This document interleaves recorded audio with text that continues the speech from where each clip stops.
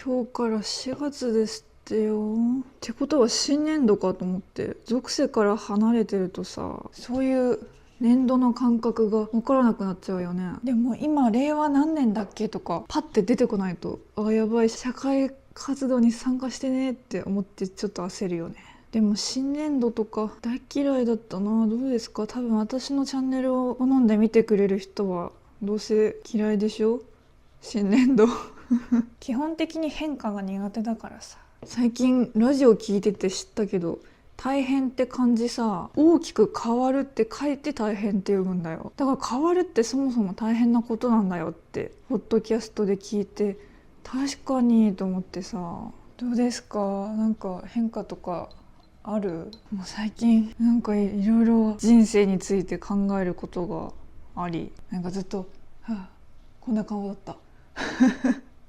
でも私今の人生ってなかったかもしれない年齢を生きてるなって思ってて、だから今もあの時生きるのやめてたらこの景色って見れなかったんだとか、私がこのぐらいまで生きてたらこんな物語が待ってたんだみたいな、そんな感覚がずっとあるんだよね。20歳か21かそのぐらいの時にありとあらゆる体調を崩して、毎日一人の部屋で迷惑かけずに死ぬ方法っていうのを調べてるような時期があって、そんなもの出てこないんだけど、そういう時期があって、でたまたま運よく生き延びただけって感覚がすごいあってさ、こんな YouTube したりとかさ、ましてや絵描いてるなんて思わなかったよなって考える。そうだから、イフの世界を生き続けてるって感じだね。だからこそある意味適当に生きてるというか、もう吹っ切れすぎて物事を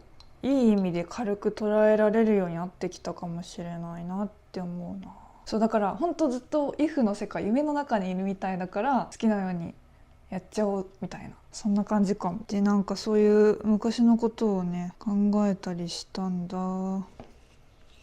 すみません、ずっと私のつむじばっかり映してた。恥ずかしい。なんかさ、この話ずっとしたかったから新年度ということでしてみるけど、私結構特殊な学歴を持ってて、中学生の時に中3から私立の学校に編入したのね。つまり中1中2までは地元の公立通ってて、中3で中高一貫の私立に編入したので、それも中2の頃に地元の公立中でいじめにあっちゃって、学校行くのしんどくなっちゃったから別の道探すかってことで、もともと高校受験で行こうかなって思ってた学校がたまたま編入試験を開催してたから受けたっていう感じ。なかなか特殊な気がして、でもそういう経験をしたから、こういう選択肢も世の中にはあるんだって分かったわけで、もちろんそれをさ、いきなり公立中から私立に編入とか、大人になった今親の判断力すごって思うけど、めっちゃ金が急にかかるわけだしさ。だから誰でもその道をおすすめしますとか言うわけじゃないんだけど、現状が辛くてしんどいってなった時に違う道を探すことはいくらでもできるというふうに思ったんだよね。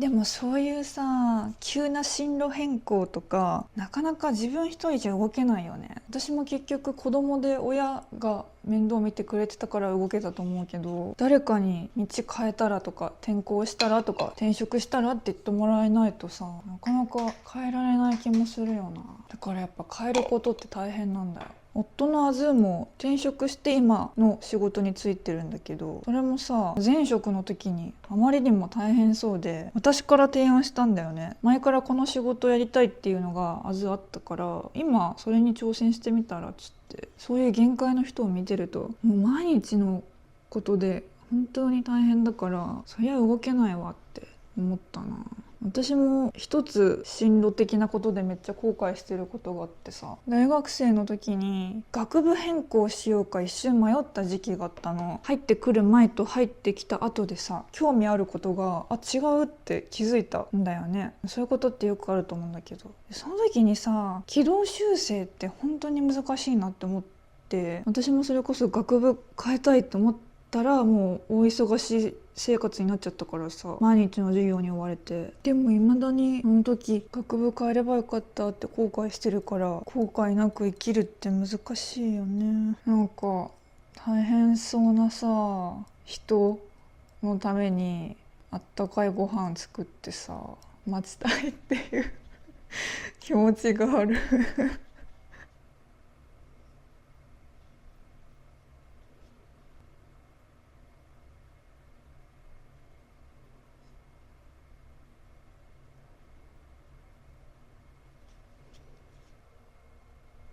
でもそのさっきの今はイフの世界を生きてるみたいな話をしたと思うんだけど、だからさもう一回自分のことはすっきりしたなって気持ちがあるから、だから次は人のためなんだなって思ったんだよ、去年ぐらいに。それこそ YouTube で優しいコメントもらうようになって、マジかと思って。だからなんか人のために今後の人生使っていくんだなって思ったというか。で具体的にじゃあどうすんだって話だけど、漠然と思ってる夢みたいなのがあって、今私とある田舎に住んでてさ、キャンメイクが売ってない程度には田舎のね前にちょうど1年前かな、都会に住んでる幼なじみから急に電話が来て、ちょっと辛いことがあって家から出たいみたいな風に言ってて、それはそれはと思って、じゃあうち来るって言ったのね。で来てくれてさ、幼なじみが。でなんかそういう辛い時にさ、私の居場所を選んでくれたのがすごい私は嬉しくて、でこういう風に避難所みたいな風に私が住んでる場所を使ってくれたらすごく嬉しいなって思ってさ、それがちゃんと形になって実現したらいいなって思ったんだよね。でちょうど絵を描いてるからちょうどアトリエ兼ギャラリー兼自宅みたいなこともできるわけじゃん。それめっちゃいいなって漠然とね、もう妄想よ。で私めっちゃ偽善者だからね、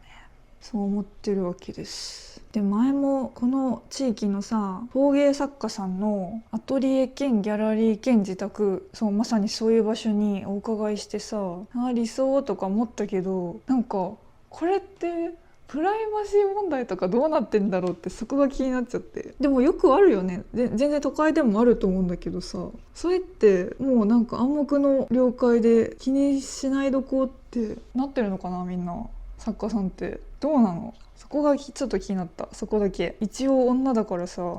どうなんだろうって思って、ちょっとピットブル3匹とかと暮らそうかな。できました。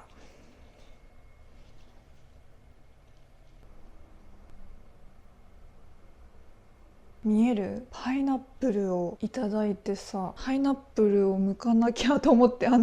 目立つ場所に置いてるんだけど、私結構自分の癖でやらなきゃいけないことを一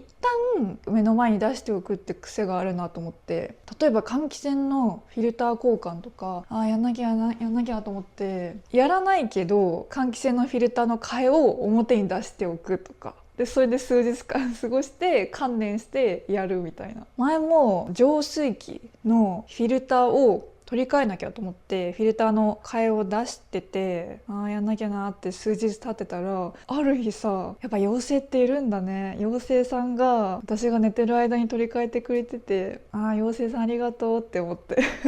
そう夫という妖精がやってくれて、しめしめと出しておけばアズンがやってくれるんだなっていうのに最近気づいた。そうでパイナップルも聞いたことある？私なくて、どうやって切るんですかねって聞いたら、なんかガーってやってシュッシュって斜めにやるんやって言われて、やっぱり関西の人擬音語多いなと思ってっていうのは置いといて、じゃあ今日はこの辺で終わります。皆さんも新生活始まっている方はいろいろ大変だと思うけど、無理せず本当に適当にやっていきましょう。では